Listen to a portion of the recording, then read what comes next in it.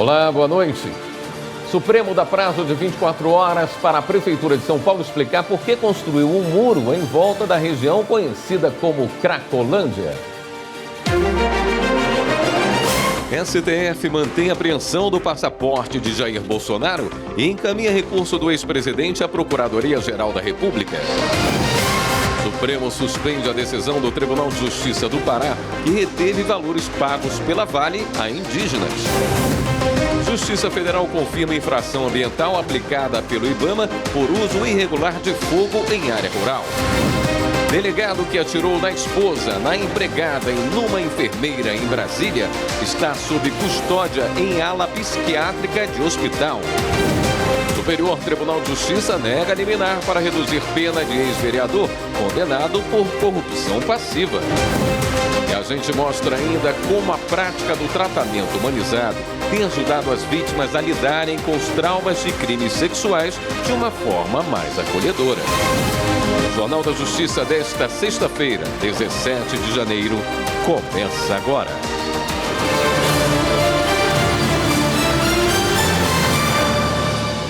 A Prefeitura de São Paulo tem 24 horas para explicar por que construiu um muro em volta da região conhecida como Cracolândia. Os esclarecimentos foram pedidos em uma ação apresentada pelo PSOL. Bruno Silveira tem as informações. O muro construído na região de Santa Efigênia tem 2,5 metros de altura e 40 metros de extensão. Parlamentares do PSOL acionaram o STF pedindo a demolição da estrutura. A ação afirma que a construção confina os usuários de drogas e, por isso, viola a Constituição Federal e fere preceitos de igualdade, liberdade e acesso a direitos essenciais. A construção demorou 6 meses para ficar pronta e, segundo a subprefeitura, substituiu tapumes que já estavam no lugar. A administração municipal afirma que o objetivo é melhorar o atendimento à população de rua, melhorar o trânsito na região e dar mais segurança às equipes públicas que trabalham na Cracolândia. O caso foi encaminhado ao ministro Alexandre de Moraes, que é relator de uma ação na Suprema Corte sobre a política nacional da população em situação de rua. O ministro intimou, de forma urgente, o prefeito Ricardo Nunes a se manifestar sobre a construção. O prefeito tem 24 horas para explicar ao STF as razões para o muro ter sido erguido. Nesta semana, a Defensoria Pública Paulista recomendou que a Prefeitura de São Paulo retirasse o muro e os gradis instalados na Cracolândia, além de classificar a estrutura como uma arquitetura hostil. O Supremo rejeitou o pedido para que o governo esclareça o monitoramento das transações por Pix. Segundo o ministro Edson Fachin, não há, no caso, qualquer ato concreto contra a autoridade sujeita à jurisdição do STF. Evne Araújo tem os detalhes. O vice-presidente do Supremo, o ministro Edson Fachin, no exercício da presidência da Corte, rejeitou a tramitação do habeas corpus. O pedido foi apresentado por um cidadão para que o Ministério da Fazenda e a Receita Federal esclarecessem a população a respeito do monitoramento de movimentações financeiras via Pix. Segundo o pedido, não ficou devidamente esclarecido para os brasileiros que transações poderiam ser fiscalizadas e eventualmente taxadas, caso houvesse omissão ou discrepância entre os valores movimentados e os declarados no imposto de renda. A pretensão era a de que o sistema de monitoramento cruzado de dados fosse explicado de forma acessível à população. Ao negar seguimento ao pedido, Fachin observou que não cabe ao Supremo avaliar originalmente a suposta ilegalidade de atos de ministros de Estado por meio de habeas corpus. Não há, no caso, qualquer ato concreto atribuído à autoridade diretamente sujeita à jurisdição do STF. O ministro do Supremo Tribunal Federal, Dias Toffoli, revogou a prisão preventiva de um homem condenado em regime semiaberto. Para o ministro, ficou caracterizado que houve incompatibilidade com o regime fixado pela sentença. Repórter Marta Ferreira. O caso em questão é de um homem condenado a pena de 7 anos, 9 meses e 10 dias de reclusão em regime inicial semiaberto pelo crime de roubo com grave ameaça. Só que ele já estava cumprindo prisão preventiva. A defesa então pediu a revogação. Com o pedido negado no STJ, a questão veio parar no Supremo. Ao analisar o processo, o ministro Dias Toffoli, relator do caso, atendeu ao pedido da defesa, porque a fixação do regime semiaberto na sentença de condenação inviabiliza a manutenção da prisão preventiva. Como o réu aguardou o julgamento preso, para Toffoli houve constrangimento ilegal. Na decisão, o ministro esclareceu ainda que o habeas corpus questiona a decisão do STJ, o que atrairia a aplicação de uma súmula do STF que determina que não é possível conhecer de habeas corpus contra decisão de Tribunal Superior, mas acrescentou que a súmula pode ser superada diante de flagrante ilegalidade, o que foi o caso. Por fim, Toffoli determinou que o juízo competente analise a aplicação de medidas cautelares alternativas à prisão.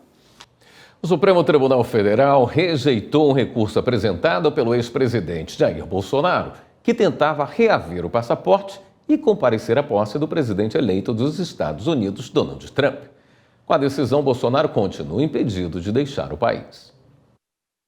O ministro Alexandre de Moraes já havia negado um primeiro pedido de Jair Bolsonaro para reaver o passaporte. O ministro alegou a possibilidade de fuga do ex-presidente, mas a defesa de Bolsonaro entrou com um recurso no Supremo. Os advogados afirmaram que as medidas cautelares impostas ao ex-presidente estão sendo cumpridas e respeitadas e que nada indicaria que a devolução pontual do passaporte, pelo prazo de 5 dias, poderia colocar em risco essa realidade.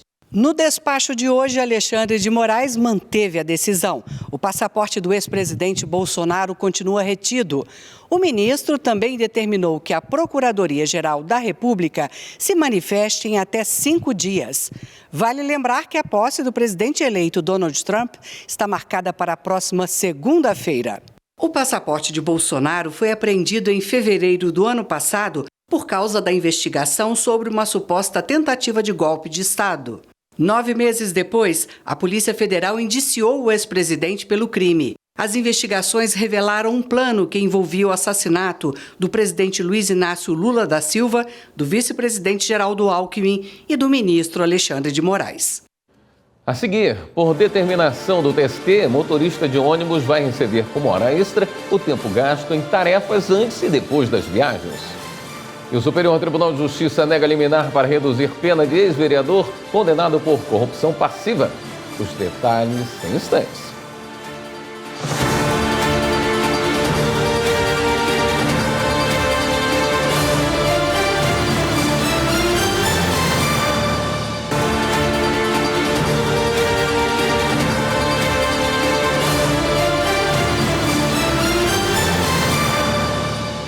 O ministro Alexandre de Moraes, do Supremo, determinou que a Polícia Federal ouça em 15 dias o depoimento do governador de Santa Catarina, Jorginho Melo, para esclarecer declarações dadas durante uma entrevista ao programa Direto ao Ponto da TV Jovem Pan News.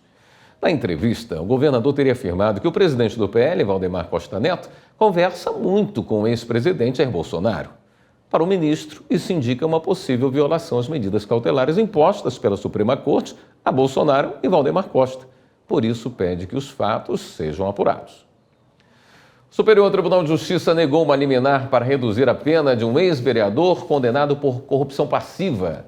Repórter Marina Campos. O presidente do STJ, ministro Herman Benjamin, negou o pedido de liminar em habeas corpus que buscava reduzir a pena imposta a um ex-vereador de Pariqueraçu, no estado de São Paulo, condenado a 4 anos de prisão por corrupção passiva. Segundo a denúncia apresentada pelo Ministério Público de São Paulo, o réu teria solicitado vantagens indevidas para influenciar na apuração e no resultado de procedimentos administrativos disciplinares instaurados contra outro vereador do município. Ele foi condenado em regime inicial semiaberto pelas instâncias ordinárias.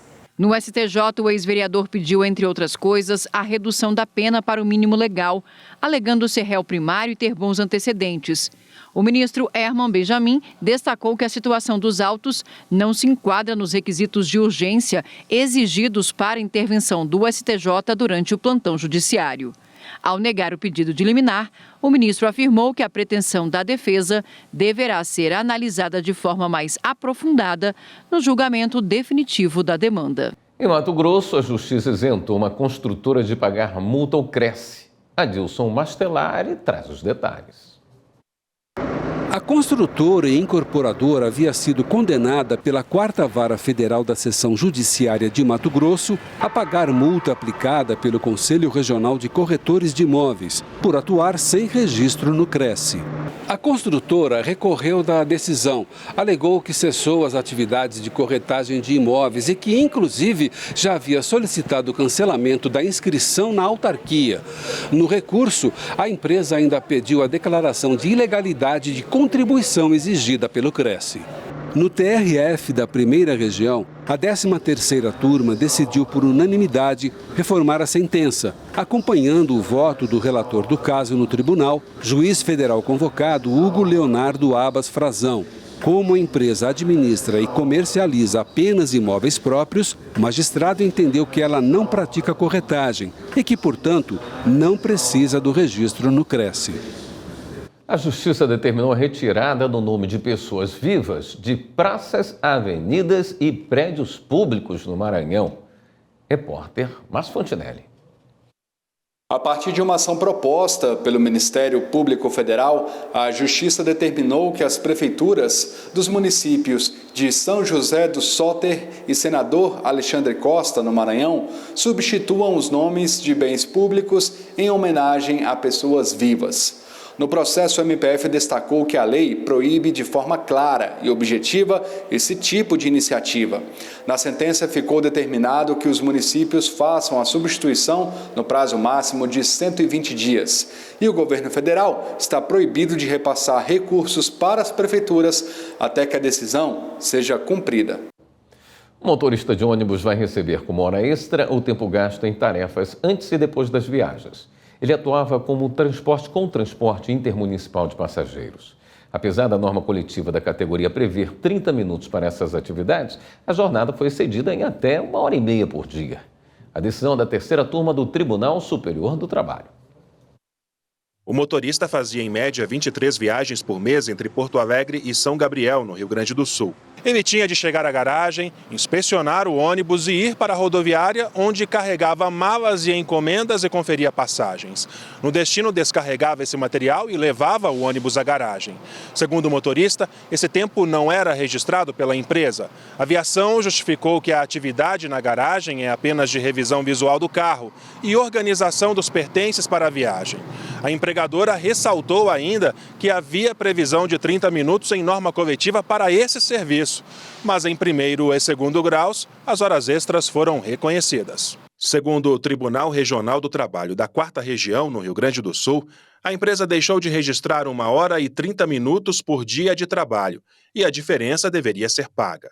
No recurso ao Tribunal Superior do Trabalho, a companhia de ônibus defendeu a aplicação de entendimento do Supremo Tribunal Federal, que trata da prevalência do negociado sobre o legislado. O caso foi julgado na 3ª turma. O relator do recurso, o ministro Alberto Balazeiro, acolheu a tese do TRT de que o tempo de 30 minutos acrescido à jornada de trabalho do motorista não eram suficientes para as funções realizadas e que havia trabalho não registrado que deveria ser pago. Esse tema não tem relação com o tema com o 1046, é bom destacar aqui, que o tempo de considerado para registro era de 40 minutos. 40 minutos. Chegou a 1h30. A tolerância não é de 10 minutos, sim.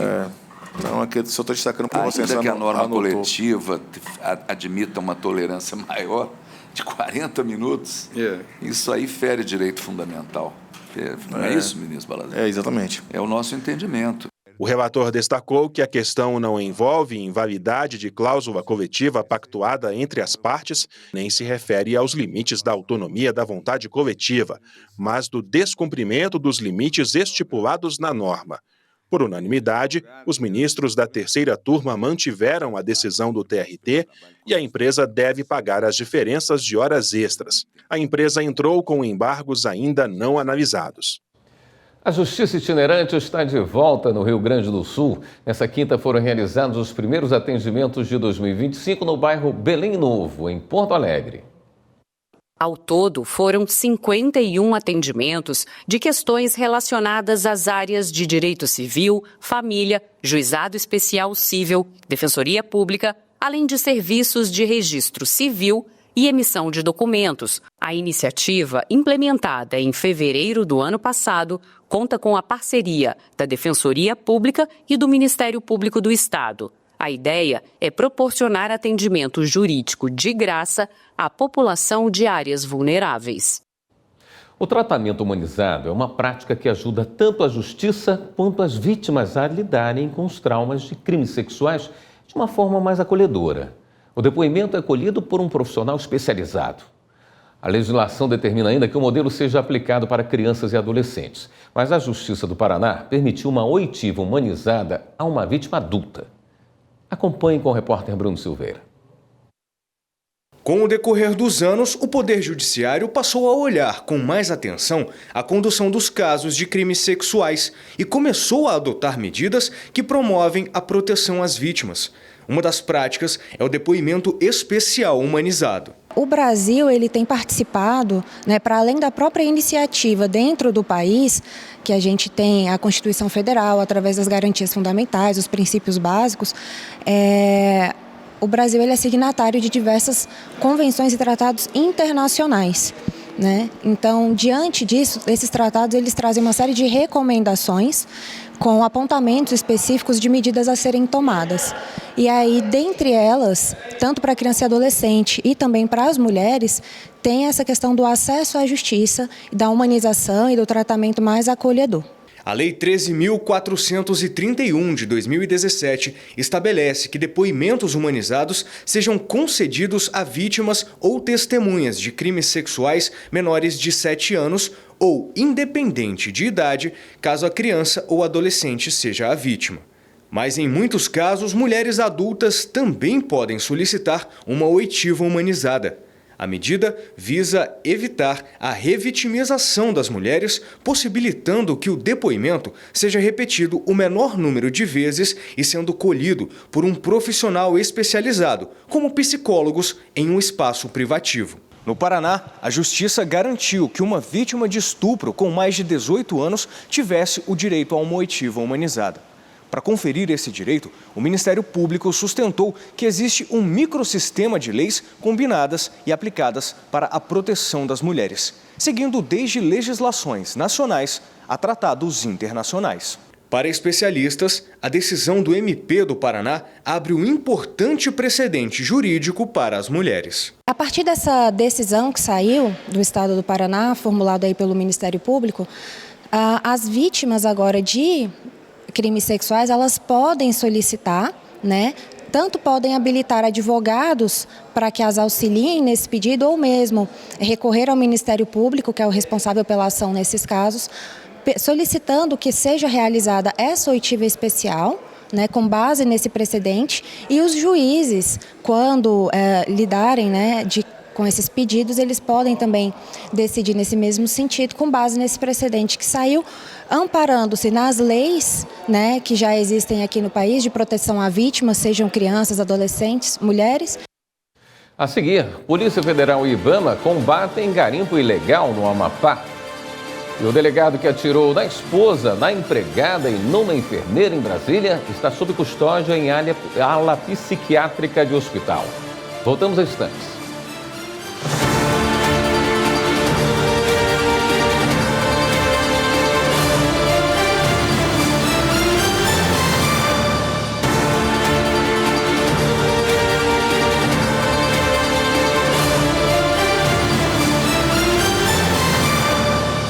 A Justiça manteve a prisão do delegado que atirou na esposa, na empregada e numa enfermeira em Brasília.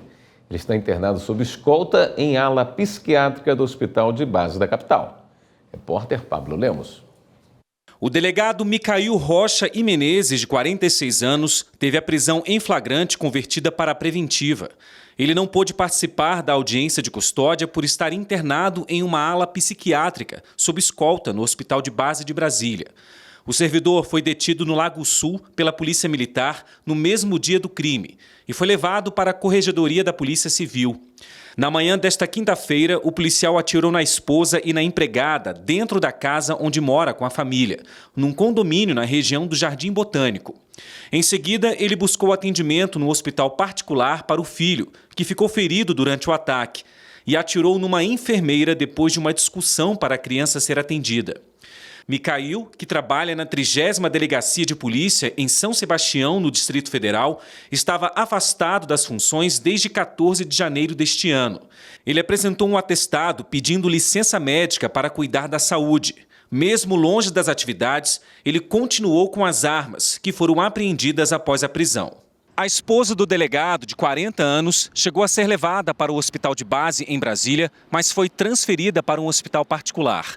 Ainda não há informações sobre o estado de saúde dela.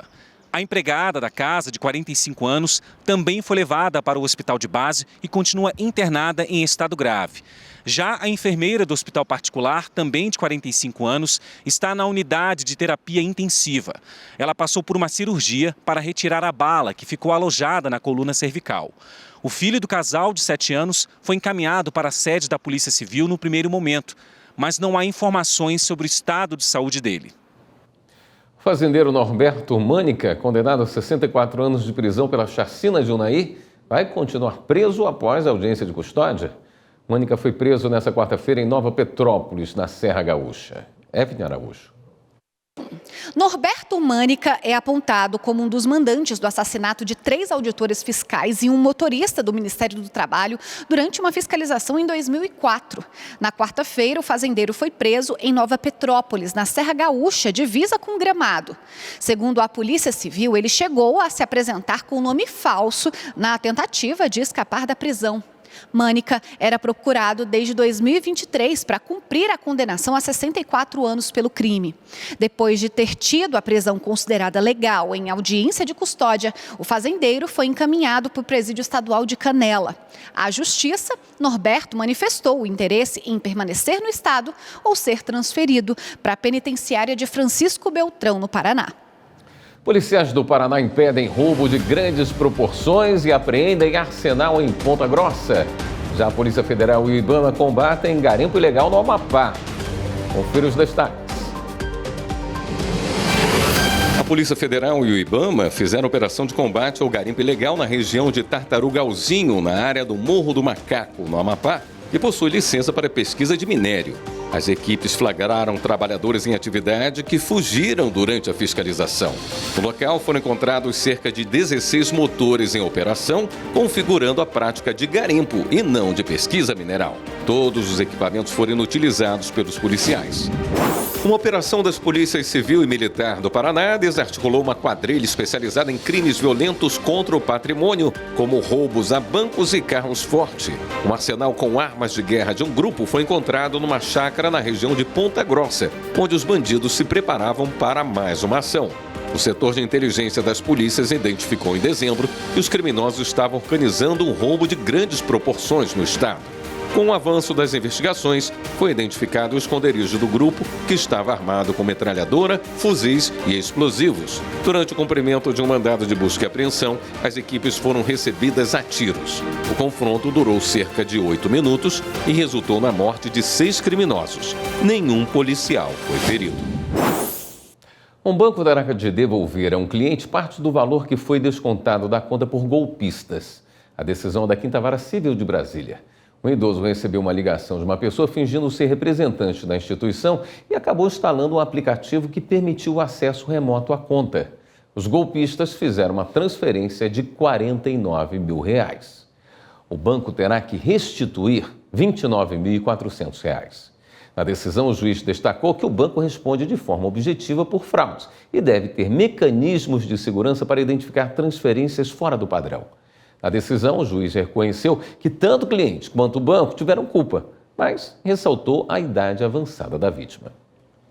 O Ministério Público do Estado do Rio de Janeiro denunciou o procurador da Universidade do Estado do Rio, a UERJ, e outras 18 pessoas por crimes contra a administração pública. O grupo é suspeito de desviar dinheiro da universidade por meio de folhas de pagamento fraudulentas. De acordo com o Ministério Público, investigações apontam que Bruno Garcia Redondo, procurador da UERJ, usou o cargo público para incluir a esposa, familiares e amigos na folha de pagamento de projetos de extensão da universidade, sem que essas pessoas participassem dos trabalhos ou pesquisas. Ao todo, teriam sido desviados R$ 6 milhões entre 2021 e 2022. Na denúncia, o Ministério Público do Estado do Rio destacou que a verba da universidade foi desviada para beneficiar indevidamente pessoas apadrinhadas. O MP também pediu à Justiça a perda do cargo do procurador e que ele seja proibido de frequentar a universidade. Corregedoria do Conselho Nacional de Justiça divulga calendário das inspeções nos tribunais estaduais do país deste ano. E a gente traz as informações sobre o primeiro concurso público do TRF6, marcado para o próximo domingo. Voltamos já já.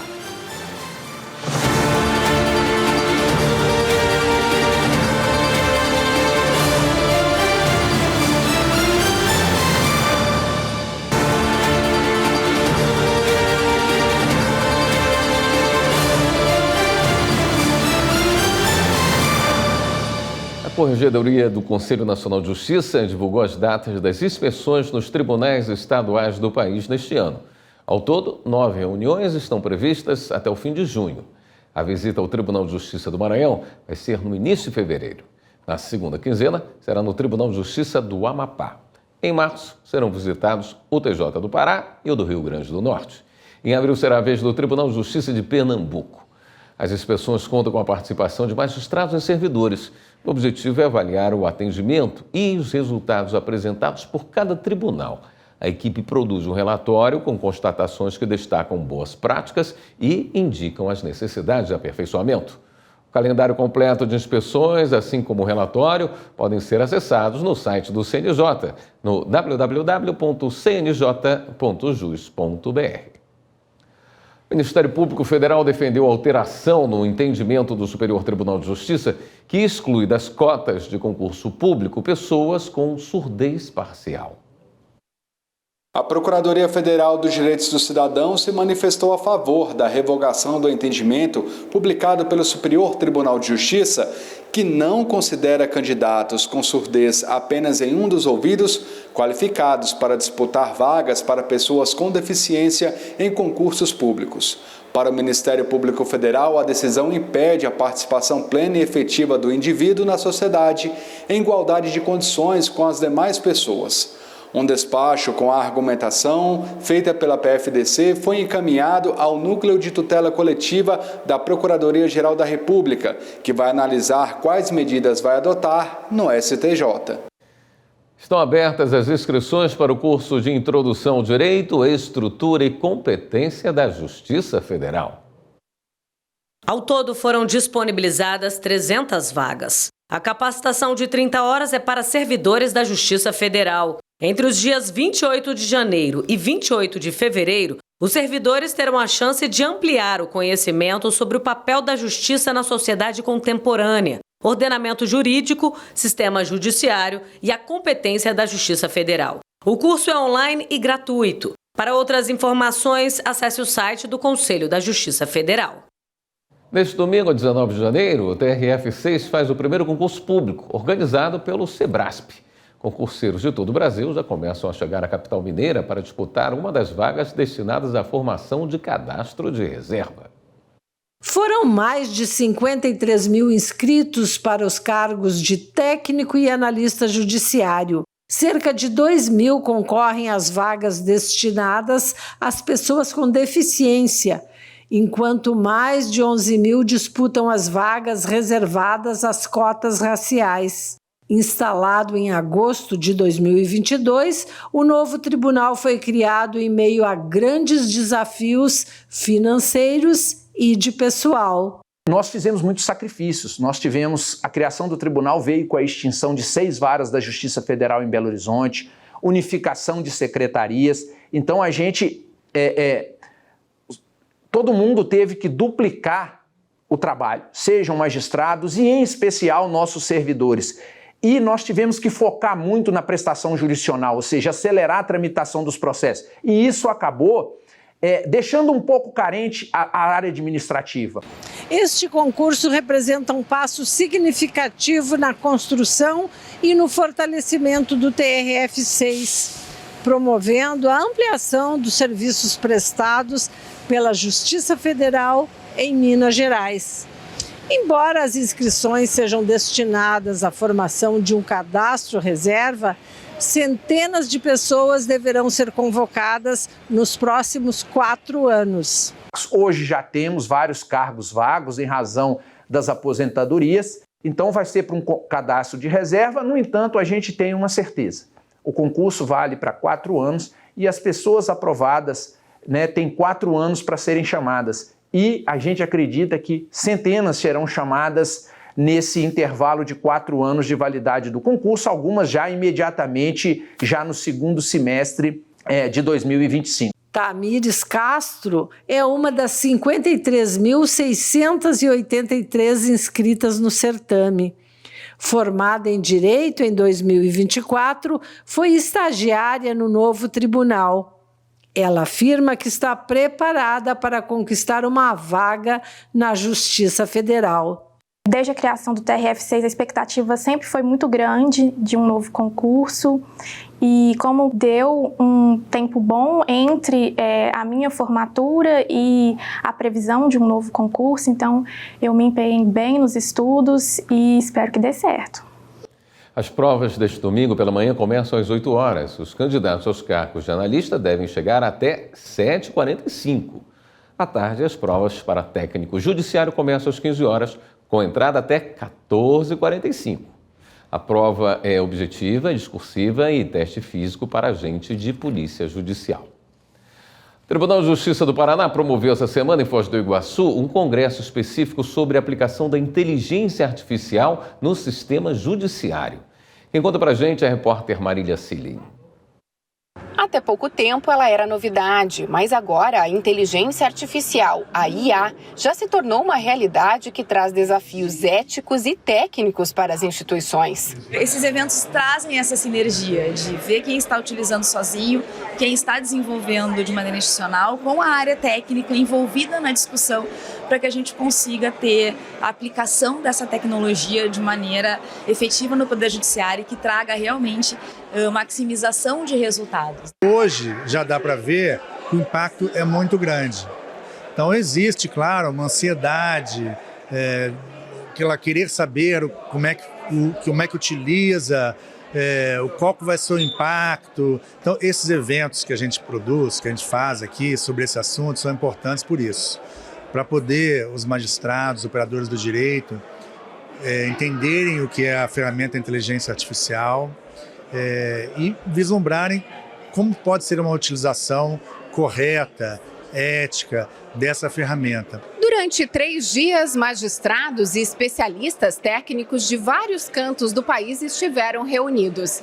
A ideia de trocar experiências e compartilhar boas práticas pretende consolidar o formato com que essas ferramentas vão ser utilizadas por magistrados e servidores. Uma utilização que, inclusive, já é realidade em muitas instituições. Nós desenvolvemos a primeira política de uso de inteligência artificial dentro de um tribunal. Nós adquirimos licenças, nós estamos estimulando o uso ético e responsável dessas ferramentas dentro da nossa instituição e tudo isso para que a gente possa atender de modo mais rápido e célere o jurisdicionado, o povo do estado do Paraná com as suas demandas. O judiciário tem acompanhado quase que no estado da arte ali o que tem surgido de novidade tecnológica. E eu tive há pouco, por 2 anos na OEA, na Organização dos Estados Americanos, e tive condições de me deparar com os outros ordenamentos jurídicos dos países das Américas. E assim, é um orgulho saber que o meu país, o Brasil, é um país que está à frente nessa matéria. Nós investimos muito em tecnologia no Brasil e isso dá muito resultado positivo. E se o emaranhado de números e códigos que geram essas informações não são lá muito visíveis, o resultado da inteligência artificial aplicada no judiciário de forma ética e responsável, esse será possível perceber. Você vai entregar um julgamento mais rápido, um judiciário mais eficiente, né, que perca menos tempo na formalidade de, por exemplo, redigir uma minuta, uma decisão de 10 páginas, e mais no que interessa, que é a decisão do caso. É nisso que o juiz vai focar. E acredito que teremos ferramentas para que a sociedade sinta isso e diminua o tempo, né, de julgamento do processo. A seguir, TRF1 confirma a infração ambiental aplicada pelo IBAMA por uso irregular de fogo em área rural. E ainda, Supremo suspende a decisão do Tribunal de Justiça do Pará, que reteve valores pagos pela Vale a indígenas. É no próximo bloco. Até já.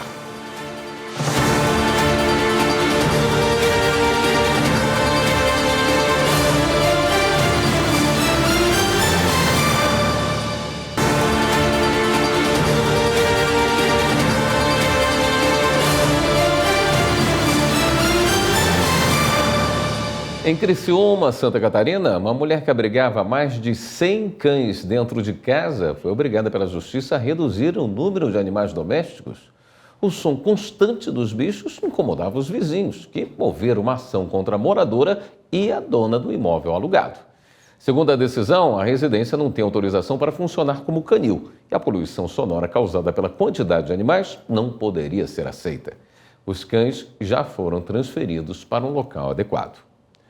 O Tribunal Regional Federal da Primeira Região reconheceu infração ambiental aplicada uma infração ambiental aplicada pelo IBAMA por uso irregular de fogo em área rural. Marta Ferreira. O uso do fogo no meio rural é comum por ser uma forma rápida e barata de limpar a terra, mas pode trazer consequências graves ao meio ambiente. Um agricultor foi multado pelo IBAMA por utilizar fogo em área agropastoril sem a prévia autorização de responsáveis e sem a adoção das técnicas de proteção necessária, resultando em danos à vegetação da própria fazenda dele e do vizinho. No processo, o agricultor alegou não ter sido responsável pelo incêndio, uma vez que a área era objeto de conflito com indígenas e com o vizinho. O caso foi parar no Tribunal Regional Federal da Primeira Região. O relator do processo destacou que a multa é um ato administrativo, que é válido até que se prove o contrário. Como o agricultor não conseguiu comprovar que não foi ele que ateou o fogo, o TRF concluiu que, diante da experiência do fiscal do IBAMA responsável pela fiscalização, presume-se correta a medição da área atingida pelo fogo. Assim, reconheceu como válida a multa aplicada. O vice-presidente do Supremo Tribunal Federal, ministro Edson Fachin, suspendeu uma decisão da Justiça do Pará que reteve valores pagos pela mineradora Vale a indígenas. O montante retido pela Justiça Estadual seria para o pagamento de honorários advocatícios. Fachin atendeu o pedido da Procuradoria-Geral da República. Repórter Pablo Lemos.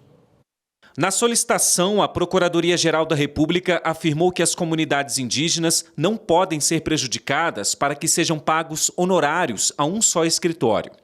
A PGR também sustentou que a competência sobre o caso é da Justiça Federal. Ao atender ao pedido, o vice-presidente da Suprema Corte, ministro Edson Fachin, suspendeu a decisão da Justiça do Pará, que determinou a retenção de valores pagos pela mineradora Vale a indígenas da etnia Xikrin, para o pagamento dos honorários. Seriam 233 milhões estabelecidos pela Justiça Estadual em ação apresentada pelo escritório, que representou os indígenas em ações civis públicas movidas pelo Ministério Público Federal. O repasse de valores foi decidido em acordo entre a mineradora, lideranças indígenas e o MPF, como indenização por impactos econômicos e socioambientais causados por 5 projetos de mineração da empresa. Autoridades participaram da cerimônia de posse da nova gestão do Tribunal de Justiça de Mato Grosso. Reportagem de Laura Meireles. A posse da nova gestão do Tribunal de Justiça de Mato Grosso também foi prestigiada por diversas autoridades do Estado.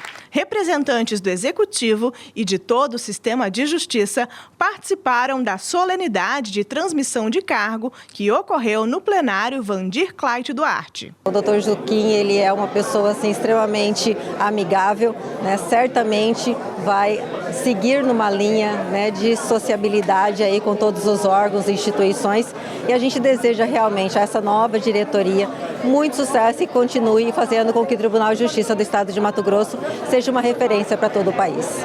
A finalização de uma gestão brilhante e o início de uma outra que eu tenho certeza que vai continuar entregando para a população, para o jurisdicionado, modernidade, eficiência, efetividade, atendendo realmente a demanda do cidadão e da cidadã que tanto precisa do Poder Judiciário. Nós vemos aí um crescente, um avanço nas ações institucionais do Poder Judiciário.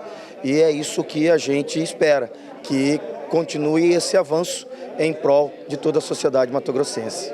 Para o biênio 2025-2026, as autoridades disseram que continuam firmes com o objetivo de fortalecer a parceria entre os poderes e garantir, assim, uma justiça ainda mais eficiente para todos. Que tenha bastante êxito, que todos possam, né, dar o seu melhor, fazer o seu melhor e cada um dar uma grande contribuição à melhoria do sistema, né, de justiça do Estado de Mato Grosso, mas contribuindo, acima de tudo, para que o nosso Estado possa evoluir cada vez mais. Eu tenho certeza que ele, com a experiência que tem, né, vai fazer uma gestão que vai orgulhar muito o Tribunal de Justiça do Estado de Mato Grosso e vai trazer uma contribuição muito grande para a sociedade mato-grossense. E nós, do Tribunal de Contas, estaremos juntos, marchando em busca daquilo que é melhor para o Estado de Mato Grosso. Com muita honra de prestigiar esse evento. Nós somos tribunais parceiros e desejar aqui uma boa e profícua administração para o TJ. Janeiro é um mês que muitas pessoas tiram férias. Para quem vai aproveitar parte do lazer indo a bares e restaurantes, tem um assunto que divide opiniões e rende muita discussão na hora de pagar a conta. A tal da gorjeta.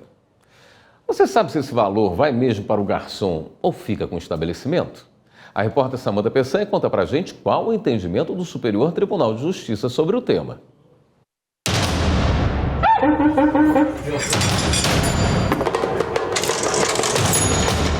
Ela pode ser de 10, 12 e até 15%, aparecer discreta ao fim da conta ou ser escrita à caneta e cobrada à parte.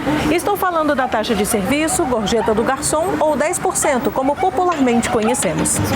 Mas vem cá, esse valor é obrigatório? A taxa é fixa ou muda conforme o estabelecimento? E o serviço que pagamos vai realmente para o garçom?